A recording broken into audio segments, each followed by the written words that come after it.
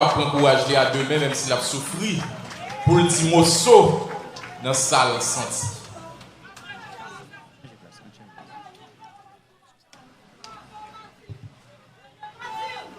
Merci, assez.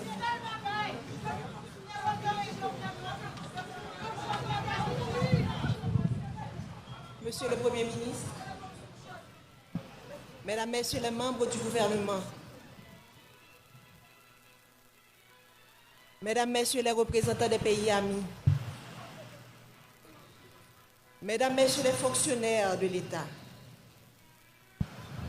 hauts dignitaires de la fonction publique, Mesdames, Messieurs les représentants des institutions indépendantes, Mesdames, Messieurs les officiels des 10 départements de la République,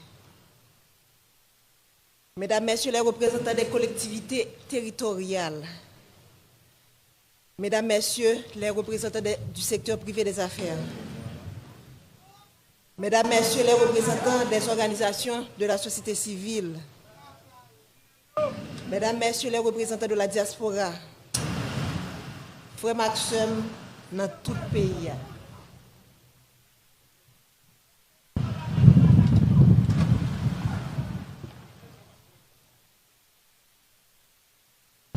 Au nom de toute la famille présidentielle, j'aimerais vous remercier du profond de mon cœur de votre présence parmi nous pour rendre un dernier hommage à mon mari Jovenel Moïse.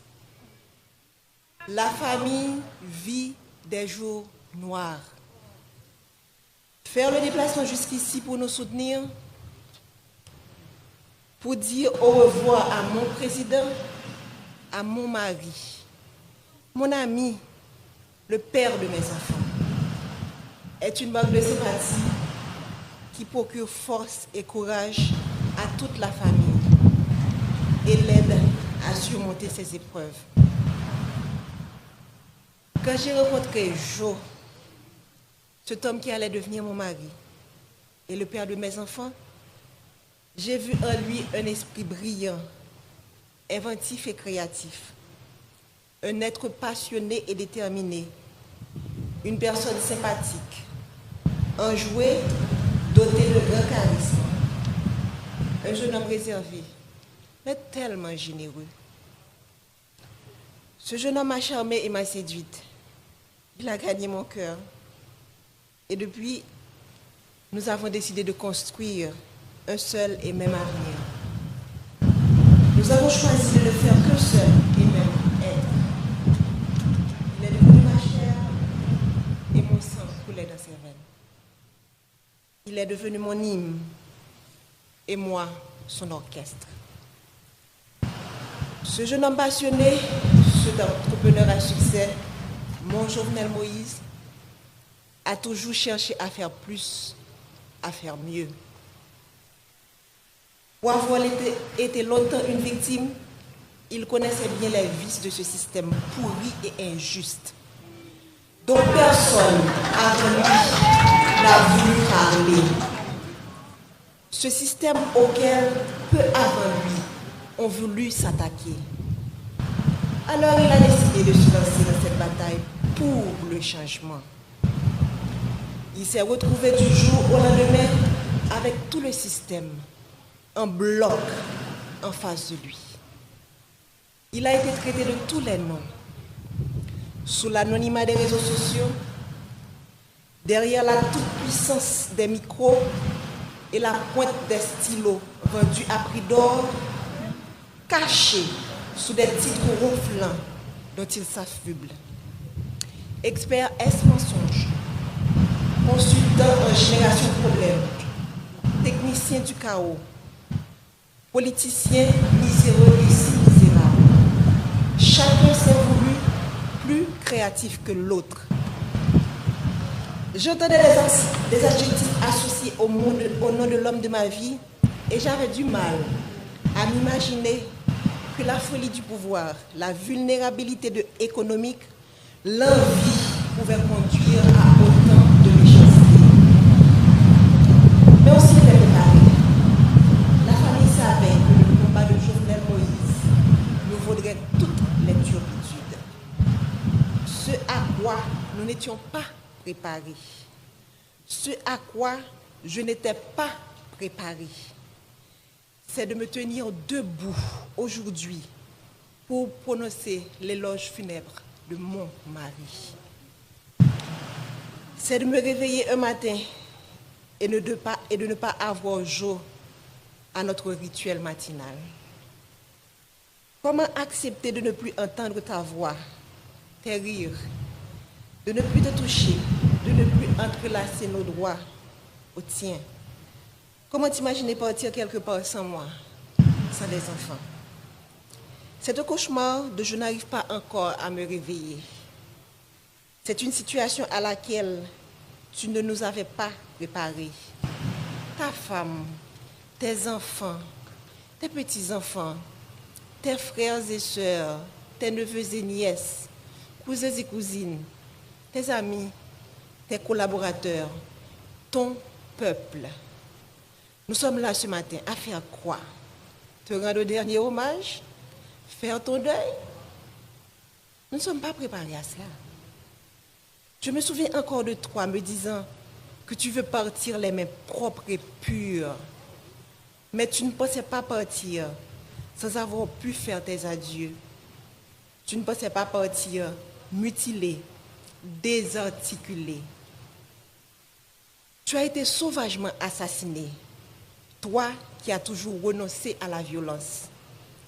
Tu as toujours prêché le pardon, la réconciliation, le tête ensemble. On a comploté contre toi, te condamnant à mourir dans la barbarie et la cruauté. Toi, si indulgent avec les autres, tu as connu la haine.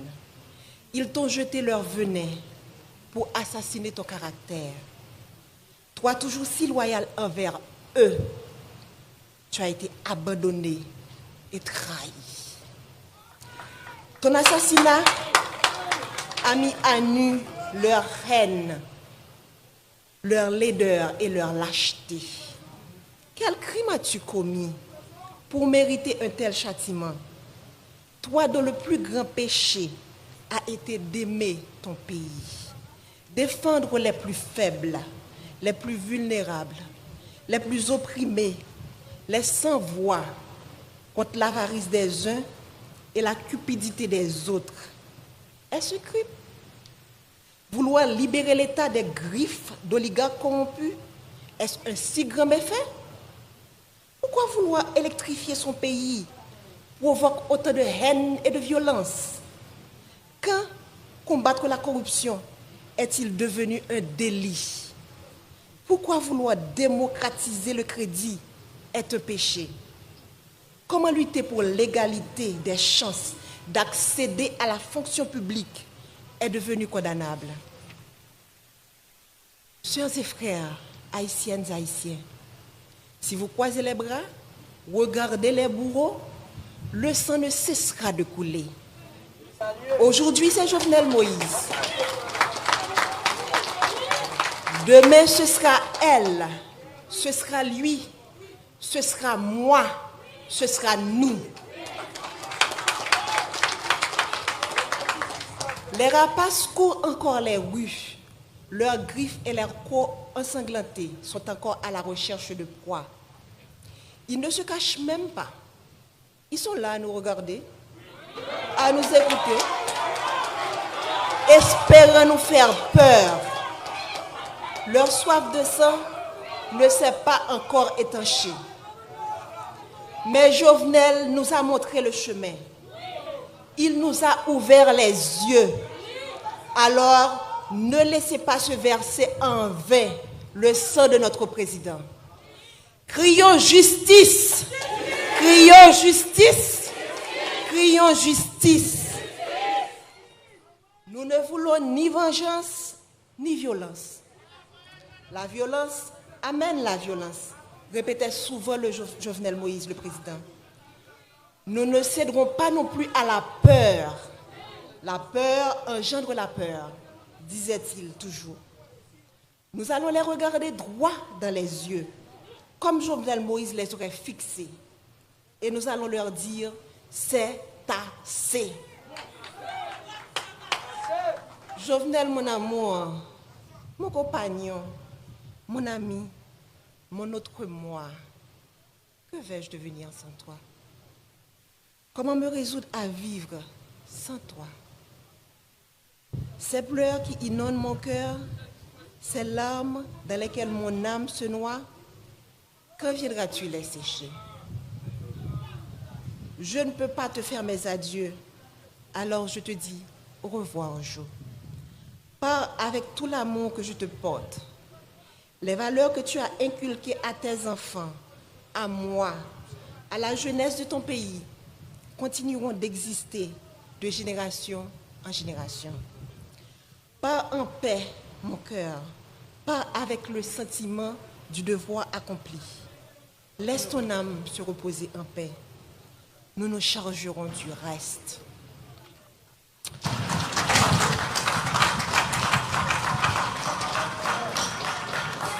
Accent haïtien qui vivent dans 4 coins pays, dans la diaspora, nous-mêmes qui venons supporter la famille dans un moment difficile, nous disons merci en pile. Présent sous nous force et courage pour nous kembe. Yo assassiné le président Jovenel, mais yo pas qu'à assassiner vision. Yo pas qu'à assassiner l'idée. Yo pas qu'à assassiner rêve li gagné pour pays. Nous perdons une bataille, mais nous pas perdu la guerre. Lit la poko fini. Jovenel Moïse pas plagué nous dans route. Il était déjà montré nos chemins et il a continué à accompagner nous jusqu'à ce que nous arrivions, même si le chemin est long. Je suis bien bas devant le cadavre potorigasson ça, président Jovenel Moïse. Marim, un bon papa, un bon mari, un bon président, un bon soldat. Nous faisons toute campagne ensemble, passer dans tout petit coin pays pour nous comprendre plus bien qui mauvais la vie, frère ak sœur nous a subi. Jodi a m'a dit son au revoir, c'est pas un adieu. M'a saluer chaque monde qui vient saluer des pas pour tout garçon ça. Qui tape mené une bataille, qui est un pile monde qui a un privilège pas de comprendre, mais qui veut dire un pile bagaille pour monde en dehors yo. Jour qui est 7 juillet, c'est un jour côté monde sans foi ni loi paraître à toute volonté yo pour yo chavirer chaudier l'espoir pour monde qui pi mal yo, pour gros orteil yo, pour tête canaille yo. Monde qui a commencé à prendre centre l'espoir avec développement parce que route a fait bon la caille yo, poteau a metté, courant a bail, pompe solaire a installé pour couper grand goût. Jour 7 juillet, monsieur a planifié pour yo couper souffle. Sans yo pas rendre compte qui mal yo t'a fait pays, qui mal yo t'a fait moun Haïti, qui mal yo t'a fait diaspora. Moi connais ou pas de jamais aimer politique jo. Ou pas de jamais vle entrer dans politique. Monter toujours vle un changement réel. Ou t'es toujours vle la vie meilleure pour ça pi pauvre yo. Moi pas de penser que petit changement ça ou t'es vle faire. T'es qu'à mettre de l'eau dans toute famille. T'es qu'à mettre de l'eau dans tout peuple là. Moi pas de penser que route de l'eau courant qui c'est base développement tout peuple sous la terre gagne, qui c'est base développement et que tout peuple sous la terre doit gagner, t'as qu'à mettre nous dans chagrin éternellement. Nous t'es toujours ou t'es toujours voulu pour graisse cochon, cuite cochon. Mais hélas, ça c'est la cause que le pays a été loxou. Ça c'est la cause que les gens qui contrôlent gang yo, c'est la guerre de. Ça c'est la cause que conspiration village Tibois te manqué pour toi aller. Ça c'est la cause qui ont été payé mercenaires. Vinn dans pays rete pendant plusieurs mois puis te ton 6-7 juillet pour te éteindre nous tant que lampe dans vent. Yo goumen juste mek do wate. Jo oligarque yo gagné une bataille. Mais yo pas connait si peuple a commencé ouais clair. Si peuple a commencé à comprendre, si j'ai calé, qui donc ou devant, nous perdons bataille, mais la guerre n'a pas fini.